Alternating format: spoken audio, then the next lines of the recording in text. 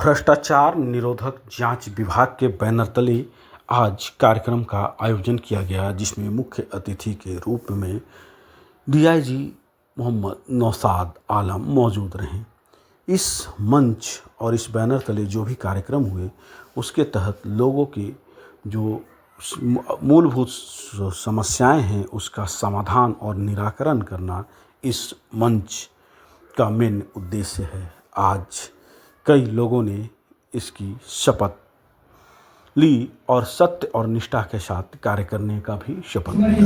साथ ही साथ मैं विधि द्वारा स्थापित भारत के संविधान के प्रति सच्ची श्रद्धा और निष्ठा रखूंगा। मैं भारत की प्रभुत्ता और अखंडता अक्षुण्ण रखूंगा।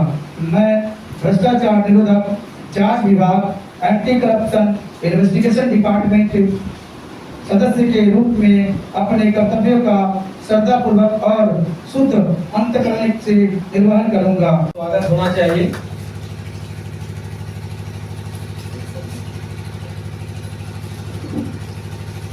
इन्वेस्टिगेशन देश के विभिन्न राज्यों में इस तरीके से कहीं ना कहीं संचालित किया जाता है। आज इस शपथ ग्रहण में आप पहुंचे हुए थे, सबसे पहले क्या कुछ कहेंगे?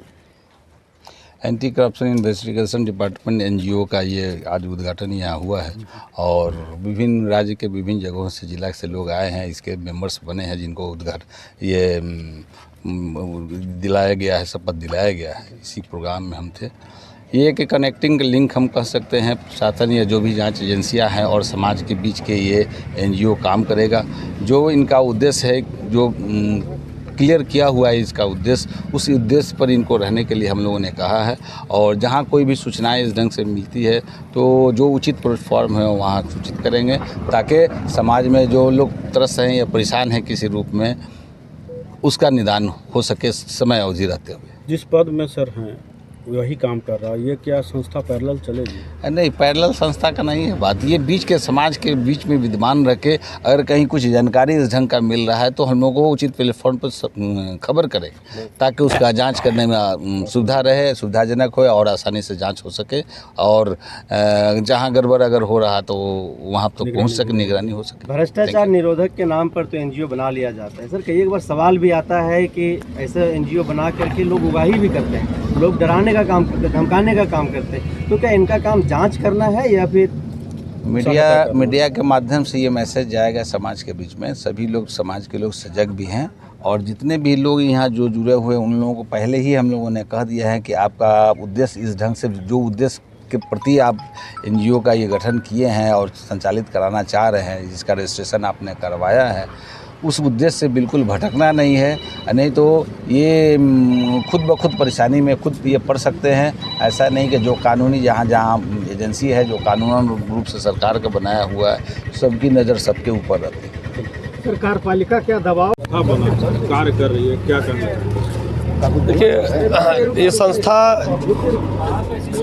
ये जो हमारा एंटी करप्शन इन्वेस्टिगेशन डिपार्टमेंट जो झारखंड में बना है, इसका उद्देश्य वही है जो अभी हमारे जो मुख्य अतिथि हमारे डीआईजी साहब आए हुए थे हम लोग का मार्गदर्शन करने के लिए।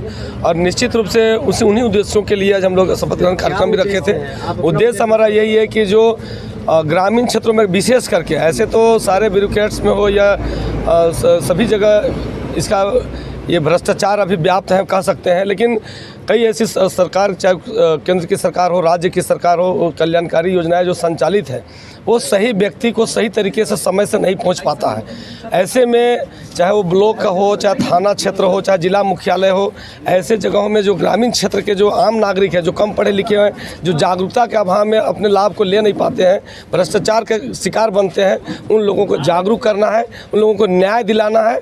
और एससीबी के साथ मिल करके, चाहे स्थानीय प्रशासन के साथ मिल करके उनको सही समय पर उसको लाभ मिले, उसको न्याय मिले। हमारा संस्था का मूल उद्देश्य यही है। जिस भ्रष्टाचार की आइए सर। बहुत तरह के संस्थाएं जो है कार्य करती है समाज के लिए सेवा भाव से, ये भी एक संस्था आया है, क्या कहना चाहेंगे? देखिए, समय समय पर सामाजिक संस्था का जन्म होता रहता है।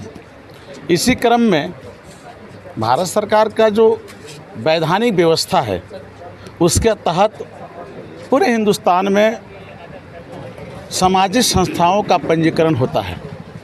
आज झारखंड में भी आप जिस बैनर के सामने खड़े हैं, एंटी करप्शन इन्वेस्टिगेशन डिपार्टमेंट, जिसका पंजीकरण सोसाइटी एक्ट के तहत हुआ है, जिसका सीधा काम है कि समाज के अंदर फैले जो भ्रष्टाचार हैं, चाहे वो आम जनमानस में हो या फिर ब्यूरोक्रेसी में बैठे ऐसे प्रशासनिक पदाधिकारी जिनके द्वारा भ्रष्टाचार फैलाया जाता है, तो हम समझते हैं कि ये डंका राज्य सरकार, केंद्र सरकार भी हमेशा पीटती रहती है न्यायपालिका भी कि भ्रष्टाचार का उन्मूलन होना चाहिए।